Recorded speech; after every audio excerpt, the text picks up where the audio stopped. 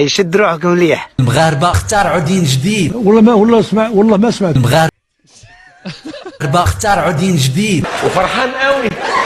الله عندهم هو ياكوش، عندهم قرآن ديالهم من راسهم يا سيدي وشيا. صلاة عندهم 5 في الصباح 5 في الليل، وثاني ما عندهم لا اذان لا اقامه. الاذان هو منين كيعوق الفروج، هذاك هو الاذان ديالهم. واللي قدام وثاني المغاربه كان عندهم واحد الدين كيبداو الصلاه فيه باسم ياكوش، يعني باسم ياكوش، وكيبقاو يقولوا مقور ياكوش كتعني الله اكبر، او لا كتعني ياكوش اكبر، وايحن ياكوش كتعني الله الواحد.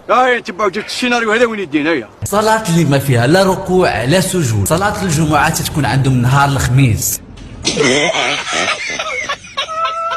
الصوم كيصوموا رجب وكياكلوا رمضان، كيذبحوا العيد الكبير في 11 محرم. ما لنا نروح.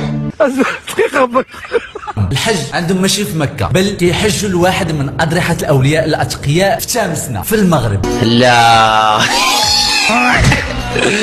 لا والله لا والله لا سيقراف، والله لا سيقراف اولاد بلادي. والنبي ديالهم امرهم باش يلحسوا دفال حاشاكم ديال الولاة والصالحين على سبيل التبرك.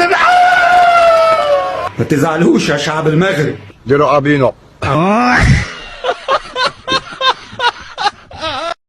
لوترجاسيون كتجي من طرف رؤيه حلم، يعني من طرف هذه المحكمه مثلا الربانيه اللي هي ديال سيدي سمهاروش. سيدي سمهاروش يعني هو ملك الجن، كتبع الدوسي ديالك وتبقى تسنى لان هو الملك ديالك.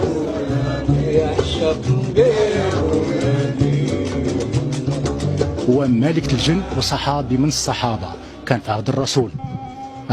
هو جني ولكن صحابي من الصحابه، كان في عهد الرسول. ويسمى سمهاروش ابا الوليد نسبة لخالد بن الوليد. هو جني ولكن صحابي، كومبانيون دو بروفيت. هو صحابي. علاش صحابي؟